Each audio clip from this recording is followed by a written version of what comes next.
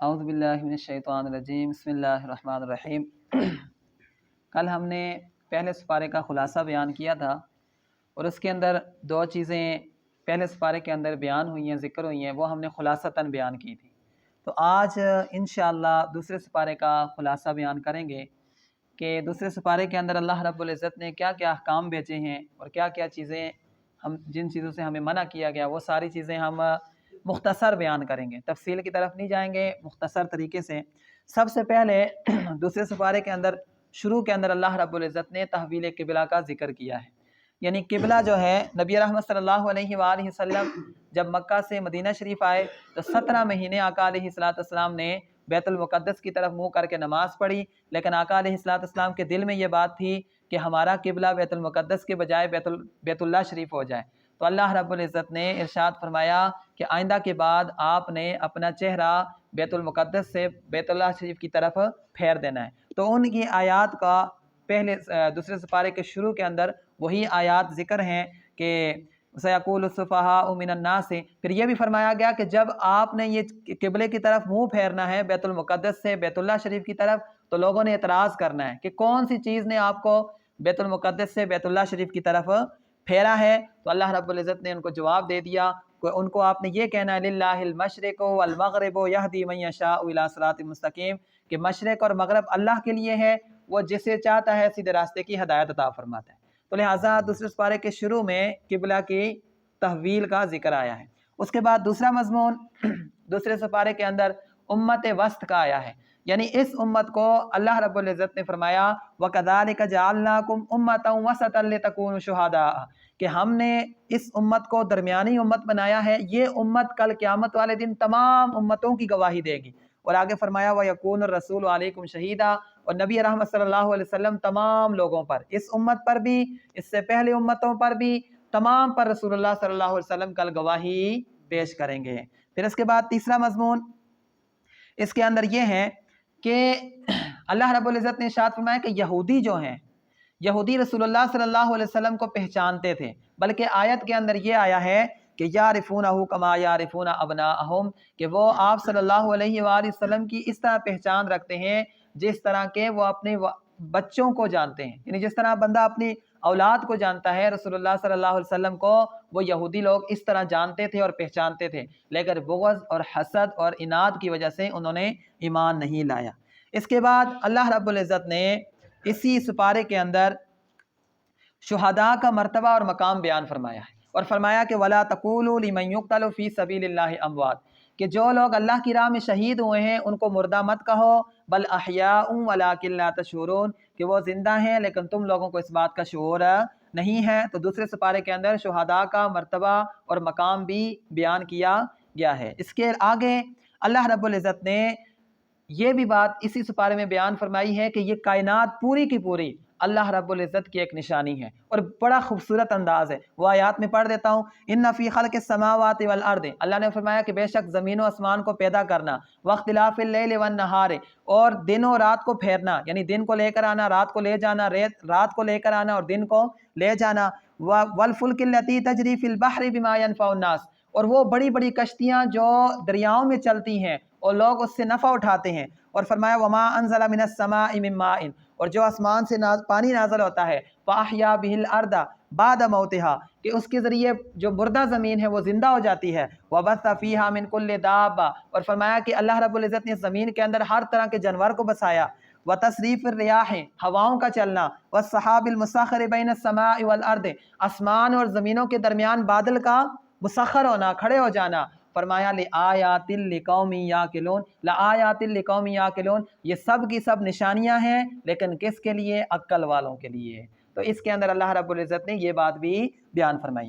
پھر اللہ رب العزت نے اسی سپارے کے اندر اگلا جو مضمون ہے وہ یہ کہا ہے کہ مومنین کو چاہیے کہ وہ حلال رزق کھائیں، حلال رزق کمائیں اور حلال اور پاک رزق کھائیں۔ یا ایھا الناس کلوا مما فی الارض حلالا طیبا، کہ اے ایمان والو وہ رزق کھاؤ جو اللہ نے تمہیں حلال دیا ہے اور پاک دیا ہے۔ ولا تتبعوا خطوات الشیطان، شیطان کے پیچھے نہ چلو، انہ لکم عدو مبین، کہ شیطان تمہارا کھلا دشمن ہے، تمہارا کھلا دشمن ہے۔ تو اسی آیت کے اندر اللہ نے اور جو حرام چیزیں ہیں وہ بھی بیان فرما دی، انما حرم علیکم المیتۃ والدم ولحم الخنزیر وما اہل بہ لغیر اللہ، کہ اللہ تعالیٰ نے تم پر مردار چیز حرام کر دی ہے، خون جو ہے جمع ہوا خون بھی حرام ہے، خنزیر کا گوشت بھی حرام ہے، وما اہل بہ لغیر اللہ، اس کے علاوہ جو اللہ کے غیر کے نام پر ذبح کیا جاتا ہے وہ بھی حرام ہے۔ اور فرمایا آگے فرما دیا فَمَنِ اضْطُرَّ غَيْرَ بَاغٍ وَلَا عَادٍ فَلَا إِثْمَ عَلَيْهِ۔ اچھا کوئی بندہ اس کو کھانے پینے کی اور کوئی چیز نہیں مل رہی،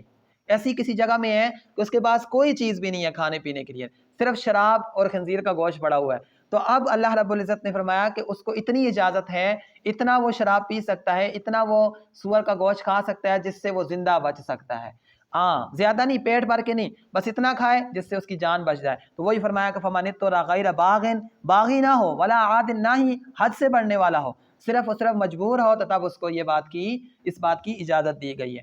آگے ہی اسی طرح اس کے اندر اگلا مضمون یہ بھی ہے کہ اللہ رب العزت نے ان لوگوں کے حوالے سے فرمایا کہ جو لوگ حق بات کو چھپاتے ہیں، جس طرح کہ یہود جو تھے وہ حق بات کو چھپاتے تھے، ان کو پتہ تھا، ان کی کتابوں کے اندر نبی پاک صلی اللہ علیہ وآلہ وسلم کے بارے میں ساری چیزیں آئی ہوئی تھیں۔ اب کوئی بھی بندہ، یہودوں نے سارا کے حوالے سے یہ آیت تھی، لیکن اب بھی کوئی بندہ حق بات کو چھپاتا ہے، کوئی شریعت کا مسئلہ چھپا کر رکھتا ہے، تو فرمایا کہ فی بطونہم ما یاکلون فی بطونہم الا النار، فرمایا کہ کل قیامت والے دن ان کے پیٹوں کے اندر آگ بھر دی جائے گی۔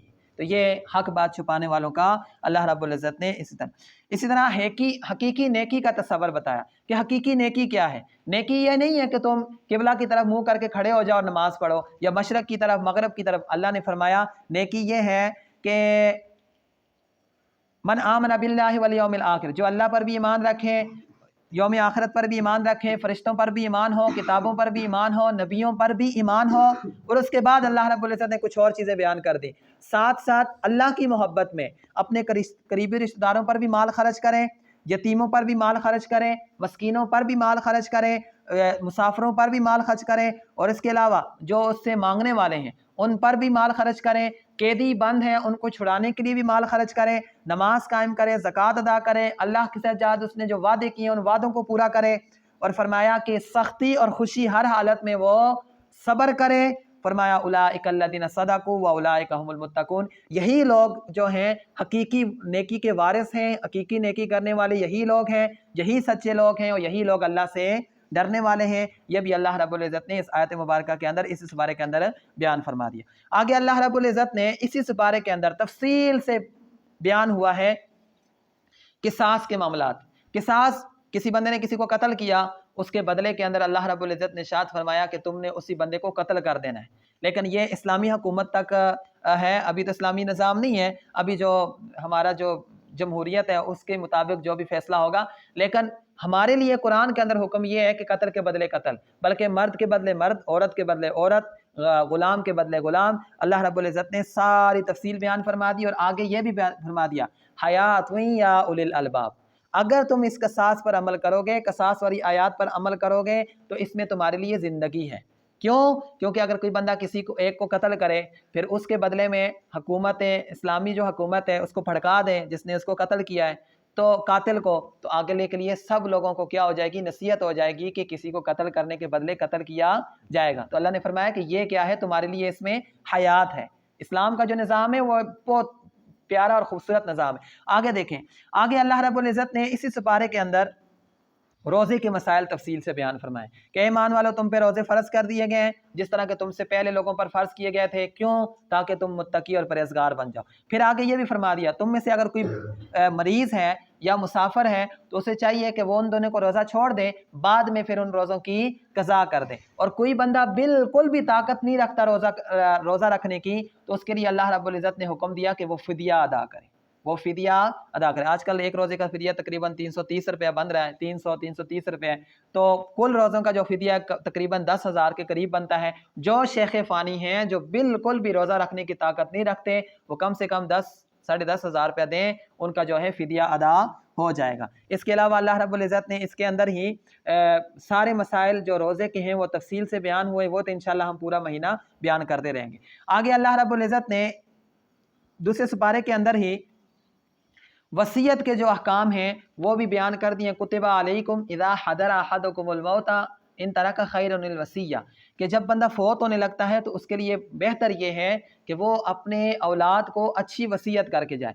बल्कि सुन्नत तरीका ये है और मुस्तहब तरीका ये है, मुस्तहब, कि आप मरने से पहले अपनी जो वसीयत है वो लिख जाएं या छोड़ जाएं या किसी को बता जाएं।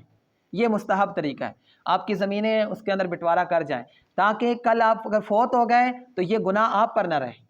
आपने अपने तरीके से अपना जो हक़ है वो आप अदा कर दें, बाद में अगर कोई बंदा हेरा फेरी करता है, मामलात करता है, तो वो गुनाह आप पर रहेगा। तो लिहाजा ईमान वालों के लिए ज़रूरी है कि वो जाने से पहले वसीयत भी कर दें। वसीयत के मामलात भी कुरान मजीद के अंदर इसी बारे में बयान हुए। इसके अलावा अल्लाह रब्बुल इज़्ज़त ने रिश्वत खोरी के हवाले से फरमा दिया कि जो रिश्वत खोर लोग हैं, और रिश्वत किस तरीके से, कि रिश्वत लेकर उस रिश्वत के ज़रिए जो हुक्काम हैं, जो ऊपर ओहदेदार हैं, उनके करीब होने की कोशिश करते हैं, तो अल्लाह ताला ने इरशाद फरमाया कि वो सिर्फ़ और सिर्फ गुनाह कर रहे हैं और उनके लिए सिर्फ़ और सिर्फ अजाब ही है। तो रिश्वत खोरी से भी इस बारे में मना किया गया है। इसी तरह इसी सिपारे के अंदर अल्लाह रब्बुल इज़्ज़त ने दुआ की कबूलियत का भी ज़िक्र फरमा दिया, कि ऐलान फरमा दिया कि वइज़ा सअलका इबादी अन्नी फ़इन्नी करीब, कि जब भी मेरे बंदे ने मुझसे सवाल करना है तो मैं करीब हूँ। उजीबु दावत दाई इज़ा दान, जब भी वो मुझसे दुआ मांगेगा तो मैं उसकी दुआ कबूल करूँगा। फलयस्तजीबू ली वलियुमिनू बी लअल्लहुम यरशदून, अल्लाह ताला फरमाता है मुझसे मांगो और मुझसे तलब करो, मैं ज़रूर तुम्हारी दुआएं कबूल फरमाऊँगा। इस सिपारे के अंदर ये एलानिया तौर पर बता दिया गया है कि दुआ की कबूलियत, जब बंदा अल्लाह को पुकारता है तो अल्लाह पाक उसकी दुआ कबूल करता है, लेकिन शर्त यह है कि उसका खाना पीना जो है और उसका माल हलाल का हो। अगर हराम का है तो जितनी भी दुआएं हैं कोई भी दुआ कबूल नहीं होने लगी। इसी तरह इसी सिपारे के अंदर अल्लाह रब्बुल इज़्ज़त ने अहकाम जहाद बयान फरमाए हैं। वक़ातिलू फ़ी सबीलिल्लाहि अल्लज़ीना युक़ातिलूनकुम वला तातदू, कि अल्लाह रब्बुल इज़्ज़त ने इरशाद फरमाया कि जो काफिर हैं उनसे लड़ो, उनसे जंग करो और उनको अल्लाह की राह में कत्ल करो। और यहाँ तक कि ये फरमाया वक़्तुलूहुम हैसु सक़िफ़्तुमूहुम, कि जहाँ पर भी उसको देखो, उनको पाओ, उनको कत्ल कर दो। लेकिन इसका ये मफ़हूम नहीं है कि आप मलपुर में कोई हिंदू या कोई आया तो आप उसको फड़का दें, आप पर केस हो जाएगा। इसका मतलब ये है कि जंग, हालत जंग में अगर कोई आपके मुकाबले में काफिर आ रहा है तो उसको पकड़ के आपने कत्ल कर देना है। खुद से क्या नाम है अमल नहीं करना, क्योंकि इसके मुकाबले में इसकी इस आयत की तफसीर बहुत सारी हदीस ने की है कि ज़िम्मी जो काफिर है उसको आप कुछ नहीं कह सकते। ज़िम्मी जो आपके मुल्क के अंदर टैक्स देकर रह रहा है उसको आप कुछ भी, आपका बल्कि आपकी जो इस्लाम हुकूमत है उसका काम है उसकी हिफाजत करना। लेकिन अगर कोई बंदा आपके मुकाबले में आया है कुफार में से तो उसको कत्ल करना आप पर क्या नाम है, अल्लाह ताला हुक्म फरमाता है कि उसको कत्ल करो। आगे इसी तरह इसी सिपारे के अंदर अल्लाह रब्बुल इज़्ज़त ने इन्फाक फ़ी सबीलिल्लाह, अल्लाह की राह में खर्च करने वालों के लिए भी फरमाया कि वनफ़िक़ू फ़ी सबीलिल्लाह वला तुल्क़ू बिअयदीकुम इला तहलुका व अहसिनू इन्नल्लाह युहिब्बुल मुहसिनीन। फरमाया कि अल्लाह की राह में खर्च करो और फरमाया ये नेकी करो, एहसान करो, क्योंकि अल्लाह पाक एहसान करने वालों को पसंद करता है। यानी जो लोग अल्लाह की राह में खर्च करते हैं अल्लाह पाक उनसे मोहब्बत फरमाता है। इसी तरह इसी सिपारे के अंदर अल्लाह रब्बुल इज़्ज़त ने मुनाफिकीन की जो हैं अलामात बयान फरमाई हैं और हज के अहकाम बयान फरमाए हैं। हज के अहकाम बहुत तफसीलन हैं, लेकिन आपको इतना मालूम होना चाहिए कि दूसरे सिपारे के अंदर अहकाम हज भी बयान हुए हैं और मुनाफिकीन की अलामात भी बयान हुई हैं। तो मुनाफिकीन जो हैं ये कोशिश करते हैं कि हमारी बात मानी जाए, हमारी बात बड़ी हो, हमारी बात जो है हर जगह हो, और उनका काम क्या होता है कि अपनी बातों के ज़रिए फसाद फैलाना।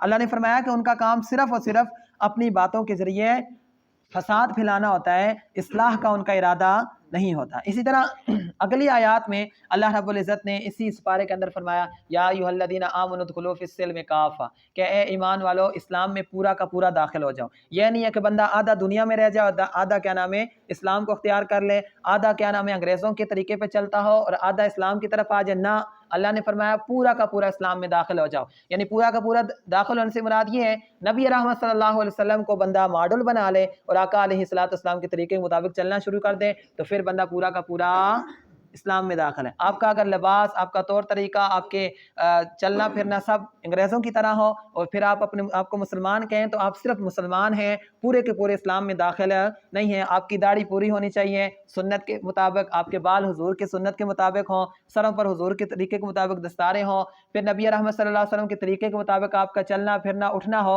तो फिर आप पूरे के पूरे इस्लाम में दाखिल हैं। वरना आधे इस्लाम में है और आधे किसी और तरफ है। तो अल्लाह ने हुक्म दे दिया कि या अय्युहल्लज़ीना आमनु उदखुलू फिस्सिल्मि काफ़ा, कि ए ईमान वालो पूरे के पूरा इस्लाम में दाखिल हो जाओ। आगे अल्लाह रब्बुल इज़्ज़त ने इसी सिपारे के अंदर यह भी फरमा दिया कि जन्नत इम्तिहान के बगैर नहीं मिलने वाली। कोई बंदा ये कहे कि भाई जन्नत मिल जानी है, वैसे ही आगे फरमा दिया अम हसिबतुम अन तदखुलुल जन्नता वलम यातिकुम मसलुल लज़ीना खलौ मिन क़ब्लिकुम, कि तुम ये सोचते हो कि तुम्हें जन्नत मिल जाएगी और जिस तरह पहले लोगों ने तकालीफ बर्दाश्त की उस तरह की तुम्हें तकलीफ बर्दाश्त ना करनी पड़े। फरमाया मस्सतहुमुल बअसा वद्दर्राउ, कभी कभी तुम्हें तकलीफ़ें आएंगी, मुसीबतें आएंगी। बल्कि नबी रहमत सल्लल्लाहु अलैहि वसल्लम ने इरशाद फरमाया कि अल्लाह ने जन्नत को तलवार के सायों में रखा है। मतलब आपने तकलीफ बर्दाश्त करनी है, मुसीबतें बर्दाश्त करनी है, फिर जाके जन्नत। और आप अगर इतनी भी तकलीफ ना कर सकें कि सुबह आप कंबल में सोए हुए हैं और आप उठ के क्या नाम है मस्जिद में ना आए और फरमाएं कि जनाब मुझे जन्नत में जाना है, ना, इतना तो इम्तिहान देना पड़ेगा ना। रात को अगर नींद आ रही है और आप वो नींद छोड़कर आप आके बैठें और तरावी सुनें, तरावी की नमाज पढ़ें, रोज़ा रखें, ये सारे इम्तिहानात जब आपने पास करने हैं तब जाके आपने जन्नत में दाखिला होना है। इसके अलावा हाँ, अल्लाह का फजल हो तो बंदा दाखिल हो जाए, वो अलग बात है, लेकिन जो सिलेबस आया है वो सिलेबस कंप्लीट करना है तभी आपको जन्नत में जाना है, वरना जहन्नम में से हो के फिर जन्नत में जाना है। ये ईमान वालों के लिए एक बात है कि हर बंदे ने जन्नत में ज़रूर जाना है, लेकिन जो गुनाहगार होंगे पहले उनकी सही से उधर क्या नाम है जहन्नम के अंदर उनकी क्लास होगी, उसके बाद क्या नाम है उनको जन्नत में भेजा जाएगा। अल्लाह ताला हम सबको जहन्नम से महफूज रखें और जन्नत में हम सबको दाखिल फरमाए। इसी तरह इसी सिपारे के अंदर अल्लाह रब्बुल इज़्ज़त ने यह भी फरमा दिया कि ज़ाती पसंद और नापसंद की शरीयत में कोई हैसियत नहीं। अब कोई बंदा कहे कि मुझे ये बात पसंद है ना, जब अल्लाह और रसूल सल्लल्लाहु अलैहि वसल्लम का हुक्म आ जाए उसके आगे आपकी ज़ाती पसंद नापसंद की कोई हैसियत नहीं है। अल्लाह रब्बुल इज़्ज़त ने इरशाद फरमाया कि आसा अन तकरहू शैअन व हुवा खैरुल लकुम व आसा अन तुहिब्बु शैअन व हुवा शर्रुल लकुम। ऐसा भी हो सकता है कि तुम किसी बात को पसंद करो और वो तुम्हारे लिए बुरी हो, और किसी चीज़ को तुम नापसंद करो और वो तुम्हारे लिए बेहतर हो। मतलब ये बताया कि तुम्हारी ज़ाती पसंद और नापसंद की कोई हैसियत नहीं है, जो इस्लाम के अंदर है, जो अल्लाह रसूल के मर्ज़ी के मुताबिक है, उसी की हैसियत है, आपकी ज़ाती पसंद और इसके। इसी तरह अल्लाह रब्बुल इज़्ज़त ने हलाल और हराम का उसूल बता दिया कि हलाल के अंदर क्या है, बरकत है, रहमत है, उसके अंदर नफ़ा है, उसके अंदर मुनाफा है, और हराम के अंदर अल्लाह ने फरमाया सिर्फ़ और सिर्फ क्या है, कबीरा गुनाह है, सिर्फ़ और सिर्फ गुनाह है। इसी तरह अल्लाह रब्बुल इज़्ज़त ने यतीमों के अहकाम बयान फरमा दिए कि आपको चाहिए कि यतीमों को अपने साथ मिला लो, अगर उनको मिला लोगे तो वो तुम्हारे भाई हैं, अल्लाह पाक इसका तुम्हें अजर अता फरमाएगा। शादी की बुनियादी शर्त अल्लाह रब्बुल इज़्ज़त ने बयान फरमाई कि शादी की बुनियादी शर्त ईमान है। आज हम ईमान नहीं देखते, माल देखते हैं, दौलत देखते हैं, हसब देखते हैं, नसब देखते हैं, ये सारी चीज़ें देखी जाती हैं, ईमान नहीं देखा जाता है। आका अलैहिस्सलाम ने इरशाद फरमाया औरत से शादी की जाती है माल की वजह से, हुस्न की वजह से, नसब की वजह से, सूरत की वजह से। हुज़ूर ने फरमाया तुमने ये चीज़ें नहीं देखनी, तुमने दीन देखना है। और आजकल कोई बंदा भी ये नहीं देखता कि मेरी बीवी कितनी नमाजी परहेज़गार है, ना, बस सोहनी होनी चाहिए, अच्छे ख़ानदान की होनी चाहिए, इन चीज़ों के पीछे भागते हैं। हालांकि नबी रहमत सल्लल्लाहु अलैहि वसल्लम का हुक्म है कि आपने शादी करते वक्त देखना है कि वो कितनी दीनदार है। और अल्लाह रब्बुल इज़्ज़त ने भी कुरान में इरशाद फरमा दिया कि शादी की बुनियादी शर्त ईमान होनी चाहिए, ना कि इधर उधर की दीगर चीज़ें होनी चाहिए। इसी तरह अल्लाह रब्बुल इज़्ज़त ने बीवी के जो तफसीलन अहकाम हैं हम बिस्तरी के, वो भी इस बारे में बयान हुए हैं। तो और इसी तरह कसम के अहकाम कि जो बंदा लग़्व कसमें खाता है, ला युआखिज़ुकुमुल्लाहु बिल्लग़्व फ़ी ईमानिकुम। आपने देखा होगा कुछ लोगों की आदतें होती हैं कि वो आदत होती है कि वो बात बात पर कसम खाते हैं, कसम है कसम है। जिस तरह हमारा ये समीउल्लाह है, दो भी बात करेगा साथ बोलेगा कसम है कसम है। तो इस तरह की कसमों का अल्लाह रब्बुल इज़्ज़त ने इरशाद फरमाया कोई एतबार नहीं, कसम उसी पर आपको गुनाह है जो आप पक्के दिल के साथ अल्लाह की कसम ये काम ऐसे हुआ है, अब इस पर पकड़ भी होगी और इस पर कुफारा भी है। लेकिन जो लाव किस्म की कस्में हैं अल्लाह ताला ने फरमाया कि उनका कोई एतबार नहीं है। वैसे इंसान को चाहिए कि इस तरह के अल्फाज नहीं यूज़ करे, लेकिन अगर किसी ने इस तरह के अल्फाज जिसकी आदत होती है, आपने देखा कुछ लोग बात बात पे ये बोल देते, तकिया कलाम होता है, तो उनको इस बात पे पकड़ नहीं होगी। इसी तरह अल्लाह रब्बुल इज़्ज़त ने बीवी से नाराज़ रहने की हद बयान फरमाई है। अगर कोई बंदा कसम उठा ले कि भाई मैंने अपनी बीवी से बात नहीं करनी, तो कम से कम वो उसके लिए हुक्म है कि 4 महीने, उससे ज़्यादा क्या नाम है अपनी बीवी से नाराज़ ना रहे। उसके बाद जो है उसके लिए पूरे शरीय तफसीलन अहकाम है। इस तरह तलाक़ के अहकाम बयान हुए, इसी सिपारे के आखिर में तलाक़ के अहकाम तफसीलन बयान हुए। اور وہ تفصیل سے بیان کرنے کا ہی دل ہے، لیکن ابھی ٹائم نہیں ہے، اس لیے اتنا آپ کو بتا دوں کہ دوسرے سپارے کے آخر میں اگر آپ کبھی قرآن مجید کو اٹھائیں اور تفسیر ساتھ پڑھنا شروع کریں تو طلاق کے احکام اور طلاق کے مسائل آپ کو مل جائیں گے، اور ہر بندے پر واجب ہے کہ وہ بندہ طلاق کے مسائل سیکھے اور ان کو یاد کرے، کیونکہ آگے زندگی میں اس کو بھی یہ چیزیں ساری پیش آنی ہیں۔ اسی طرح بیوہ کے احکام، بیوہ عورت کے جو احکام ہیں، اس نے کب نکاح کرنا ہے، اس کی عدت کب پوری ہوگی، کیسے اس نے نکاح کرنا ہے، وہ سارے معاملات آگے قرآن مجید کے اندر جو ہیں یہ بھی دوسرے سپارے کے اندر بیان ہو گئے۔ اور آگے ہی جو ہے رضاعت کے مسائل، رضاعت کہتے ہیں کہ کوئی بندہ اگر کوئی چھوٹا بچہ 2 سال سے پہلے اپنی ماں کے علاوہ کسی اور عورت کا دودھ پی لے، اب وہ جو بچہ ہے وہ اس کے احکام وہی ہو جاتے ہیں جو کہ اس ماں کے سکے بچوں کے ہوتے ہیں، یعنی اب وہ اس ماں کی جو بیٹیاں ہیں اس سے وہ شادیاں نہیں کر سکتا، یعنی جو رشتے نسب کی وجہ سے حرام ہو جاتے ہیں وہی رشتے رضاعت کی وجہ سے، دودھ کی وجہ سے بھی حرام ہو جاتے ہیں۔ اس کے بھی تفصیلاً احکام دوسرے سپارے کے آخر میں بیان ہوئے ہیں۔ اللہ پاک ہم سب کو ان چیزوں پر عمل کرنے کی توفیق عطا فرمائے۔ وما علینا الا البلاغ المبین۔ انشاءاللہ